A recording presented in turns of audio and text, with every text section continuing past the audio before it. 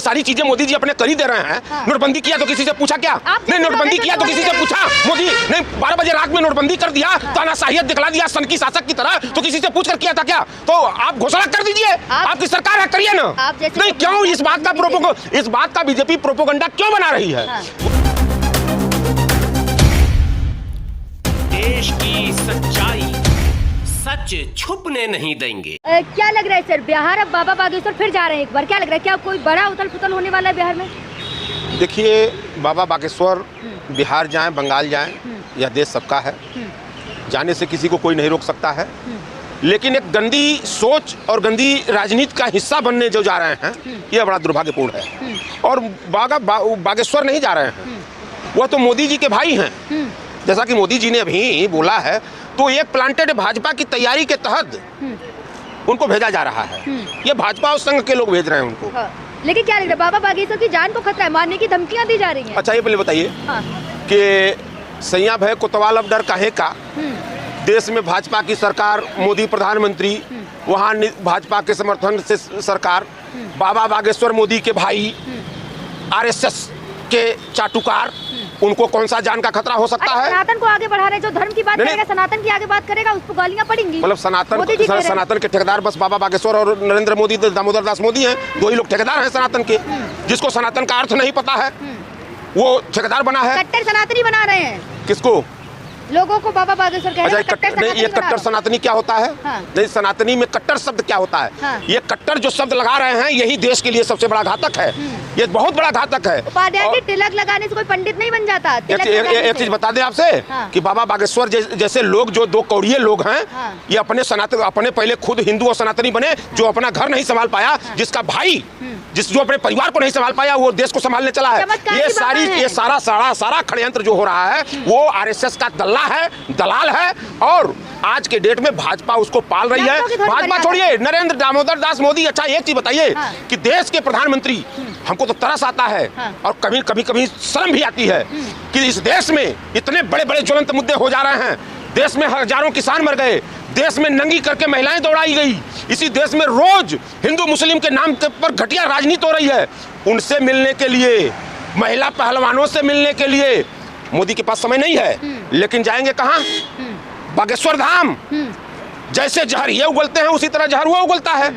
तो ये नहीं बोलते, सनातन की बात करते हैं, हिंदू राष्ट्र बनाने की बात करते हैं। अरे महाराज, तो कोई मना किया है क्या? नहीं, कोई मना कर रहा है। 10-12 वर्ष से भाजपा सरकार यहाँ है। ये देखिए, कोई ना कोई हिंदू राष्ट्रपति बनाने वाले हैं। और नहीं, ये सनातन के अनुयायी हैं। ये सत्ता के लोभी हैं, सिर्फ कुर्सी की बातें करते हैं। संविधान में इतनी बार संशोधन हुआ, अगर हिंदू राष्ट्र के लिए संशोधन होगा तो गलत क्या है? अच्छा, कह क्या रहे हो? करे ना, जब सारी चीजें मोदी जी अपने कर ही दे रहे हैं। नोटबंदी किया तो किसी से पूछा क्या? नहीं, नोटबंदी किया तो किसी से पूछा? मोदी नहीं 12 बजे रात में नोटबंदी कर दिया, तानाशाहियत दिखला दिया सन की शासक की तरह, तो किसी से पूछ कर किया था क्या? तो आप घोषणा कर दीजिए, आपकी सरकार है, करिए ना। नहीं, क्यों इस बात का बीजेपी प्रोपोगंडा क्यों बना रही है? उसको कर देना चाहिए। क्यों प्रोपोगंडा बना रही है? सिर्फ राजनीति की रोटी सेकने के लिए और 10 ठो इसी तरह भौंकने वाले बाबा बागेश्वर की तरह। अभी आपने देखा ना कि कुंभ में इतना बड़ा हादसा हुआ, भगदड़ हुई, जिसमें हजारों लोग मरे कि लाखों लोग मरे कि कितने लोग मरे, कितने घायल हुए। लेकिन कितना घटिया बयान उस व्यक्ति ने दिया, जो खुद वो धर्म का रक्षक आप करेंगे, सनातन का रक्षक है। वो खुद नहीं, जो संगम में नहाए थे। सुना यार, क्या नहाए थे? वो ये सब ढकोसलाबाजी मत करिए। और जो खुद अपने को सनातनी परंपरा का पालन नहीं कर रहा है, उसने बयान दिया कि मोक्ष मिल गया लोगों को। मतलब इतना घटिया, मतलब जो तो मोक्ष, अगर उसी तरह मोक्ष लेना है तो बाबा बागेश्वर के साथ साथ पूरे संघ को ले जाओ, मोक्ष दे दो। अब यह देश भी चाह रहा है संघ को संघ मुक्त। बाबा बागेश्वर के किसका? पिछली बार जब बिहार गए थे तो मना करना पड़ा था लोगों से, ना आए बिहार। इस बार फिर जा रहे हैं। एक बात बताएं, वो आग लगाने जा रहे हैं। भाजपा जहाँ जहाँ चुनाव होता है सत्ता के लिए, इसी तरह के कुछ षड्यंत्रकारियों को पाल के रखती है। चुनाव भी है समय समय पर। देखिए, वो इसीलिए जा रहे हैं, वो इसीलिए वो प्रायोजित भेजे जा रहे हैं, भाजपा द्वारा भेजे जा रहे हैं, और वहाँ माहौल खराब करने के लिए भेजे जा रहे हैं। लेकिन सुनिए, वो किसी से मिलेगा नहीं। वो मिलेगा तो वो भी राजनीति का एक हिस्सा बनकर मिलेगा। वो संत के रूप में नहीं जा रहा है। राजनीति चलती है, क्या बात कर रहे हैं? एक चीज बताएं आपसे, धर्म से राजनीति चलती है। बाबा बागेश्वर नहीं, धर्म और राजनीति का समावेश क्या है, यह बीजेपी को नहीं पता है। धर्म और राजनीति का समावेश यह है कि धर्म का सम्मान तब व्यक्ति करता है जब पहले देश सुरक्षित रख लेता है। देश सबसे बड़ा देश धर्म है, राजधर्म का पालन करना है। इसका पालन तो तुम कर ही नहीं रहे हो, जो राजधर्म का पालन करना चाहिए। अभी हमको एक चीज बताइए, विधानसभा में एक मुख्यमंत्री भाजपा का, उत्तर प्रदेश का योगी आदित्यनाथ, जिन शब्दों का प्रयोग उन्होंने किया एक वर्ग एक समाज के लिए, क्या वो संवैधानिक शब्द था? आप इसी तरह की आग लगाने वालों को पालते हैं। गलत क्या कहा? यही तो कहा है कि जो उर्दू पढ़ते हैं वो कटमुल्ले और मौलवी बनते हैं। अच्छा, मतलब जो उर्दू पढ़ते हैं वो कटमुल्ले और मौलवी बनते हैं।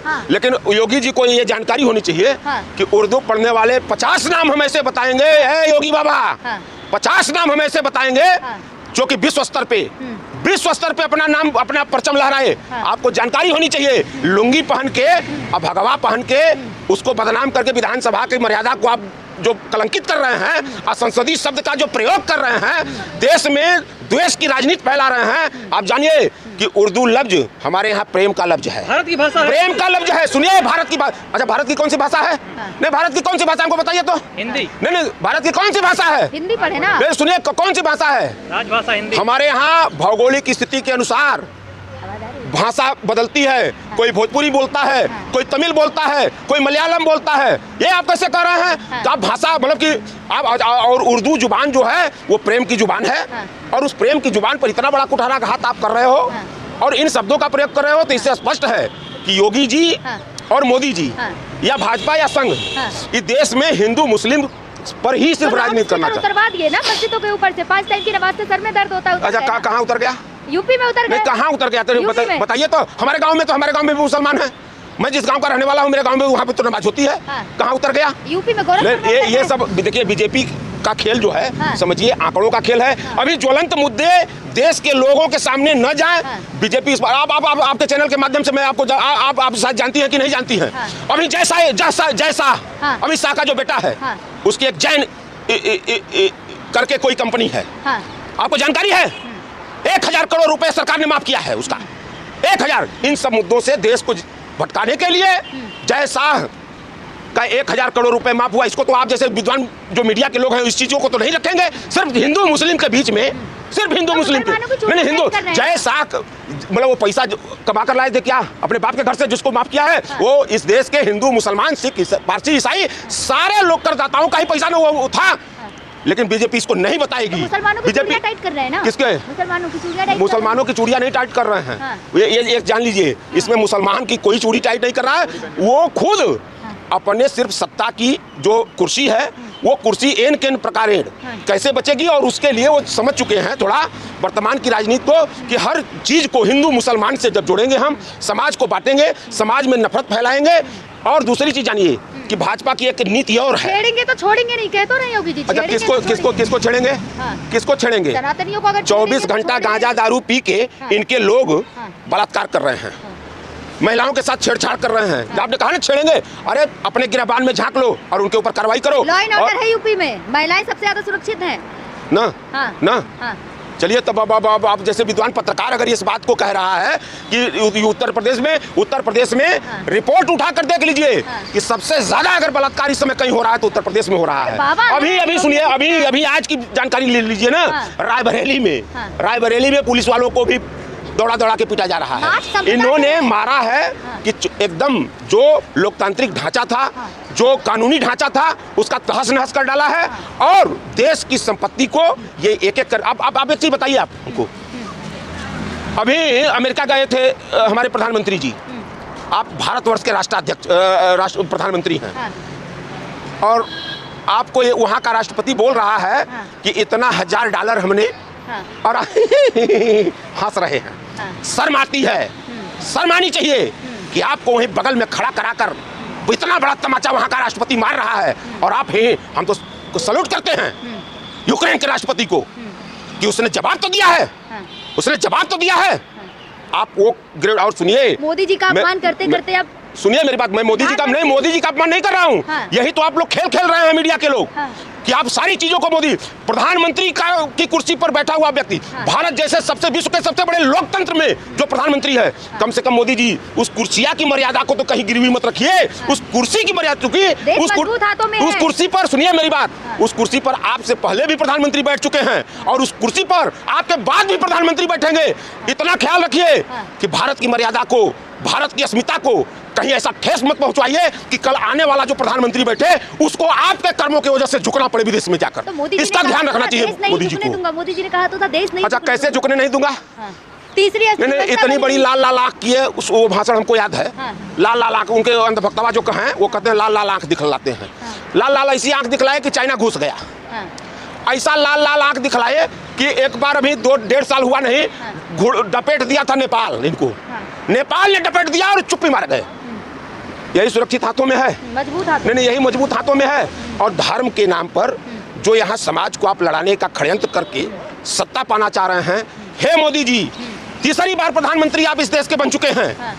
कम से कम ज्वलंत मुद्दों पर, भारत के बेसिक मुद्दों पर भी कभी बहस हो जाए। हर समय मीडिया अब अपने आप में भी शर्माती है जब मीडिया के लोग 24 घंटा हिंदू मुसलमान का डिबेट करते हैं।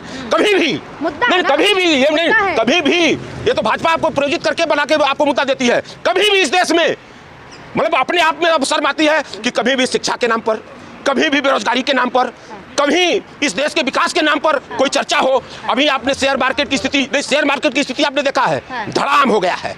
डाला, ये तो समझौता करके है। अभी एक चीज और जानिए, ये चीज आप लोग नहीं दिखलाएंगी। अमेरिका से चले हैं तो एक समझौता करके चले हैं। अमेरिकी शराब पर 50% की वो यहाँ दिए हैं सब्सिडी।